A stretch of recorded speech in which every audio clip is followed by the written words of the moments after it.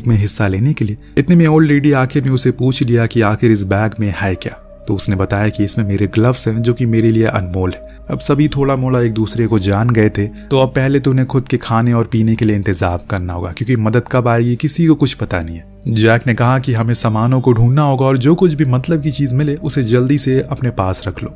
सभी काम में लग गए। इस बीच सोफिया ने बताया कि एयर हॉस्टेस ने अपना दम तोड़ दिया है, तो बेहतर होगा कि हम उसे साइड में रख दें, वरना ऐसे में लाश की बदबू और कीड़े या फिर कोई और चीज भी आकर्षित उससे हो सकती है। लोगों को उसकी बात ठीक लगती है, इसीलिए उन्होंने ऐसा किया। और इस बीच उस ओल्ड लेडी ने भी खाने को अलग अलग हिस्सों में रखा, सभी 9 लोगों में बांट दिया। इतने में सोफिया ने बताया कि उसे सबसे ऊंची जगह दिख रही है, अगर हम लोग वहां पर जाएं तो हो सकता है कि नेटवर्क आ सके। जोसुन बॉक्सर अपना सुझाव देता है कि हाँ, ऐसे में हम जंगल में अपने खाने को भी ढूंढ सकते हैं और पानी को भी, दोनों ही वहां पर ज्यादा मात्रा में उपलब्ध है। इस बीच लगातार पायलट खांसे जा रहा है और बार बार पैसेंजर इंस्पेक्ट की ओर देख रहा है, बल्कि वो तो पहले ही बता चुका है कि ऐसे हालातों में सर्जरी करना ठीक नहीं है। लेकिन अब जब सभी उसे इतनी उम्मीदों से देख रहे हैं तो वो इस रिस्क को लेने के लिए मान जाता है, जिसके लिए उन्होंने प्लेन में मौजूद शराब और फर्स्ट एड का इस्तेमाल किया। फिर शुरू कर दी अपनी सर्जरी, वो भी किसी एनेस्थीसिया के। तो आप समझ गए होंगे कि पायलट किस दर्द से गुजर रहा होगा।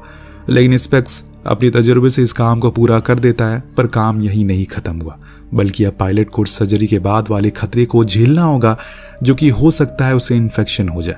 सभी को इस चीज का ध्यान रखना होगा। प्लेन के अंदर बैठा न्यूली मैरिड कपल जो हनीमून के लिए जा रहा था, वो इसी सोच में डूबा है कि अगर उन पर किसी जंगली जानवर ने हमला कर दिया तो क्या होगा। तभी एक काली परछाई उन्हें प्लेन के दूसरी तरफ दिखाई देती है, जो अचानक से गायब हो गई। दोनों को ही समझ नहीं आया कि वो क्या था। अंधेरा हो गया, सभी जैसे तैसे उस हालत में वहीं सो गए। तभी एक काली परछाई आई और उसने पायलट के मुंह पर कपड़ा रख दिया, शायद उसे कोई मारना चाहता हो। खैर, अगले दिन जब इनकी आंख खुली तो उन्होंने देखा कि पायलट का पूरा शरीर नीला पड़ चुका है, जो देख इंस्पेक्टर को बहुत अफसोस होता है। वो नहीं चाहता कि उसकी सर्जरी की जाए, क्योंकि उसका मानना था कि इन्फेक्शन फैल सकता है, और वही हुआ, जिसके कारण वो मर चुका है। लेकिन दोस्तों, असल वजह तो कुछ और ही है, जो अभी इन लोगों को किसी को पता नहीं है। अब सभी का कहना था कि अभी एयर हॉस्टेस और पायलट की लाश को दफना देना चाहिए ताकि उनकी आत्मा को शांति मिल जाए। लेकिन बूढ़ी लेडी का कहना था कि उन्हें ऐसे नहीं करना चाहिए, क्योंकि अगर रेस्क्यू वाले आ गए तो हम फिर इन दोनों के परिवारजनों को उन्हें सौंप सकते हैं। कम से कम वो उन्हें आखिरी बार देख तो पाएंगे। लेकिन क्या आपने सोचा कि आखिर अचानक प्लेन का जीपीएस कैसे खराब हो गया? क्या वो बॉक्सर सच कह रहा है कि उस बैग में सामान ही है?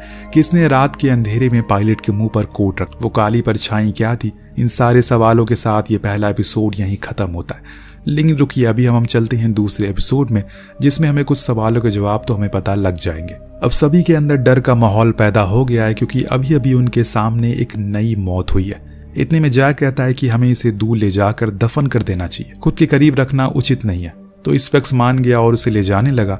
इस दौरान पायलट के जेब से उसका फोन गिर गया और उसे फौरन स्टीफन ने उठा लिया। वही न्यूली मैरिड कपल वाला आदमी जिसकी वाइफ ने उसे ऐसा करने से मना किया, तो उसने ये कहकर उसे चुप करा दिया कि अगर हम सब बच गए तो कोई तो आखिरी निशानी होनी चाहिए, इसीलिए मैंने ये रख लिया। स्टीफन के चेहरे से साफ साफ पता लग रहा है कि उसके इरादे कुछ और ही है। इधर आखिरी समय पर इंस्पेक्टर थोड़ा समय और रुकने को कहता है, हो सकता है कि उन्हें ढूंढते ढूंढते कोई आ जाए। वहीं डॉक्टर खुद को उसकी मौत का जिम्मेदार मानने लगा है। उसे अभी भी लग रहा है कि उसे सर्जरी नहीं करनी चाहिए, पर जैक कहता है कि अब जो होना था वो हो गया, इसमें आपकी कोई गलती नहीं है। पायलट उसके शुक्रिया